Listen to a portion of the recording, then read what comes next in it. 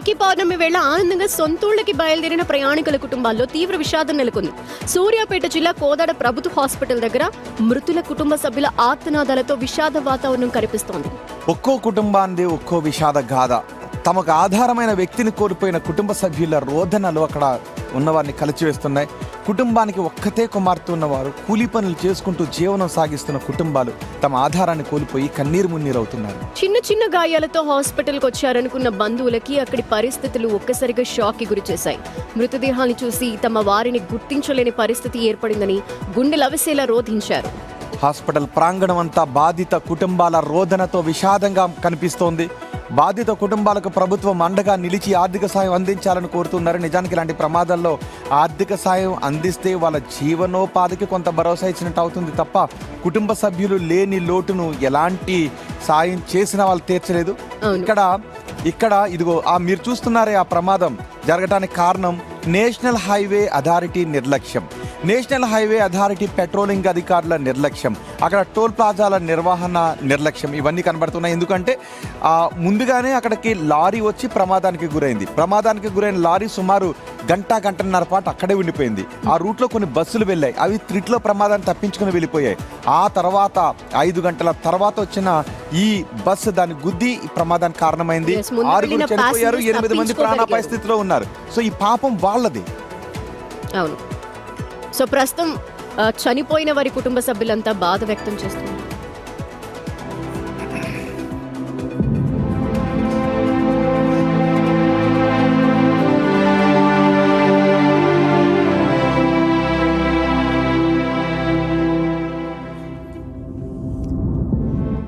చూశారు ఒక్కసారి ఆ దృశ్యాలు. తమ వారిని కోల్పోయి రోధిస్తున్న ఒక తల్లి తండ్రిని చూడండి. ఏ సాయం చేసి వాళ్ళ బిడ్డను వెనక్కి తీసుకుని రాగలుగుతారు చెప్పండి? ఏ ఓదార్పు మాటలతో ఆ బిడ్డను కోల్పోయిన ఆ తల్లిదండ్రులకు వాళ్ళని తీసుకొచ్చి వాళ్ళ ముందు నిలబెడతారు చెప్పండి? ఆ కన్నీళ్లను తుడవటానికి ఏ ఓదార్పు మాటలు పనికొస్తాయి చెప్పండి ఒక్కసారి? ప్రయాణంలో ఉన్న వారంతా మోస్ట్ ఆఫ్ దెమ్ రాఖీ వస్తుంది, రాఖీ పండుగకి వాళ్ళ తోబుట్టువులకి రాఖీ కడదామని ఎంతో ఆనందంగా బయలుదేరారు. కానీ వాళ్ళంతా ఇలా ఒక ప్రమాదంలో వాళ్ళ ప్రాణాలనే కోల్పోతామని వారు కానీ వారి కుటుంబ సభ్యులు కానీ ఎవరు ఊహించలేని పరిస్థితి. అంతటికి కారణం నిర్లక్ష్యం.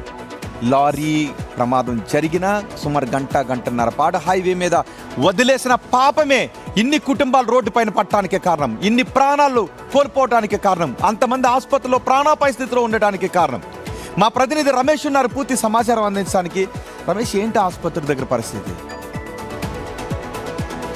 రైట్, ఆసుపత్రి వద్ద మనం చూస్తే హృదయ విదారకరంగా ఉంది. ఎందుకంటే ముగ్గురు సాఫ్ట్వేర్ అమ్మాయిలు బెంగళూరు నుంచి కూడా సెలవులు వస్తున్నాయని, వరుసగా సెలవులు వస్తున్నాయి. అన్నయ్యకు రాఖీ కట్టాలని కొంతమంది నిన్నటి నుంచే ఫోన్లో మాట్లాడి వారంతా తల్లిదండ్రులకు వస్తున్నాం అమ్మా, ఇందాక అమ్మా నాన్న వాళ్ళు మాట్లాడుతుంటే మనకు కళ్ళపొంటి నీరు వచ్చినటువంటి పరిస్థితి. ఎందుకంటే తమ కూతురు బెంగళూరులో సాఫ్ట్వేర్ జాబ్ చేస్తుంది, రాఖీ పండుగ కోసం అని వస్తుంది, సెలవుల కోసం అని వస్తుంది.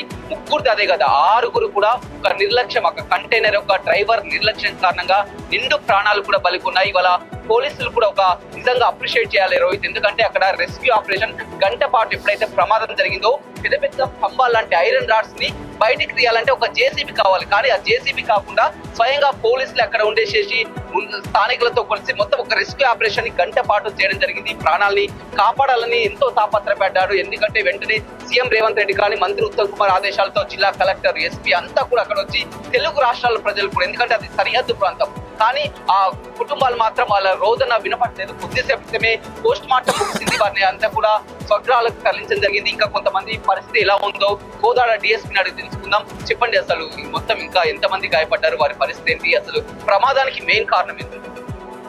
బస్సులో మొత్తం 42 ప్యాసింజర్స్, ఇందులో 6 మంది చూస్తుంది, అందులో 5 మంది మహిళలు, అందులో 2 సాఫ్ట్వేర్ ఇంజనీర్స్, ముగ్గురేమో ప్రైవేట్ ఎంప్లాయీస్, ఒక హౌస్ వైఫ్. ఈ 6 మందిలో అదేవిధంగా 15 మందికి, కొంతమందికి ప్రీవియస్ ఇంజరీస్, అందులో మొత్తం సీరియస్ కంటైనర్ కూడా అసలు దాదాపు 5 గంటల ప్రాంతంలోనే అక్కడ ప్రమాదం జరిగింది. ఆల్రెడీ ఒక 2 ప్రమాదాలు కూడా తప్పిపోయాయి. వెంటనే కొంచెం హైవే పోలీసులు కానీ అక్కడ సైన్ బోర్డులు కానీ పెడితే ఈ డ్రైవర్ ఈ నిర్లక్ష్యం జరగకపోయేది. అది కంటైనర్ ఏమైందంటే అంతకుముందే 10 నిమిషాల ముందే డివైడర్ అనేది ఎక్కడం జరిగింది. ఆ డివైడర్ ఎక్కిన తర్వాత ఇమీడియట్ గా ఒక ఇంటర్సిటీ అనే బస్సు యాక్సిడెంట్ అనేది పోయింది. దీనికి ఒక కంటైనర్ డ్యామేజ్ అయితే అక్కడ డ్యామేజ్ కూడా దాని గురించి బస్సు ఈ డ్రైవర్ విధంగా కంటైనర్ లో ఉన్నటువంటి ఐరన్ పోల్స్ కెపాసిటీకి మించి కూడా వారి కెపాసిటీ చూడడం జరిగిందా, వారి ఎన్ని టన్నులు అక్కడ చేయాలి, వారి అంత కెపాసిటీ మించి కూడా వారు రమేష్ ఒక్క క్వశ్చన్ అడగండి, హైవే పెట్రోలింగ్ అధికారులు ఆ సమయంలో ఏం చేస్తున్నారు? గంట పాటు ఆ వెహికల్ అక్కడ ప్రమాదానికి గురైంది. హైవే పెట్రోలింగ్ అధికారులు ఏం చేస్తున్నారు? హైవే పెట్రోలింగ్ కూడా ప్రధానంగా చూసినట్లయితే, ఎందుకంటే అది జాతీయ రహదారి, తెలుగు రాష్ట్రాల జాతీయ రహదారి, హైవే పెట్రోలింగ్ కూడా ప్రమాదం జరిగిందనగానే వెంటనే కాల్ వస్తుంది చూస్తారు. కానీ అది 5 గంటల సమయంలో జరిగినప్పుడు హైవే పెట్రోలింగ్ పోలీసు కూడా అక్కడ చేరుకుంటారు. మీకు తెలుసు మాకు ముంగల నుంచి రామపురం ఎక్స్పోర్ట్ వరకు 40 కిలోమీటర్స్ వచ్చింది. దీంట్లో రేటు హైవే పెట్రోలింగ్ నిరంతరం 24 చేస్తుంది. ఇందులో ఆల్రెడీ ఒక వెహికల్ బ్రేక్ డౌన్ అయిందని చెప్పి మనకి ముంగల హైవే పెట్రోలింగ్ వరకు రావడం జరిగింది.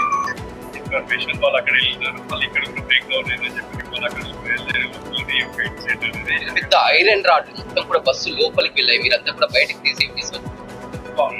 ఏంటంటే మనకి ఇమీడియట్ గా ఈ యొక్క రైట్ రమేష్, మీరు మాట్లాడుతూ ఉండండి, కొంచెం ఆడియో డిస్టర్బెన్స్ ఉంది. మీరు ఆ ఇంటర్వ్యూని కంటిన్యూ చేయండి, మళ్ళీ ప్లే చేద్దాం దాన్ని. యా పోలీస్ అధికారులు తెలిసిన తర్వాత వచ్చి ఇమ్మీడియట్ గా రియాక్ట్ అయ్యారు, వాటన్నిటిని పక్కకు తీసేశారు. కానీ ఎంత ఇమ్మీడియట్ గా జరిగినా కూడా రెస్క్యూ ఆ తర్వాత జరిగింది, ప్రమాదం జరిగిన తర్వాత ఏం చేసినా Correct. కూడా దాన్ని అండ్ జనాలు కూడా ఒకటి విజ్ఞప్తి చేస్తున్నాం, ఈ ప్రమాదం జరిగినప్పుడు ఆ వేలో ముందు వెళ్ళిన వెహికల్స్ అమ్మో ఇక్కడ ప్రమాదం జరిగే అవకాశం ఉంటుంది అని చెప్పి ఆ డ్రైవర్కి అక్కడ ఏదైనా సైన్ బోర్డు పెట్టు అని చెప్పి వెళ్ళిపోయారు.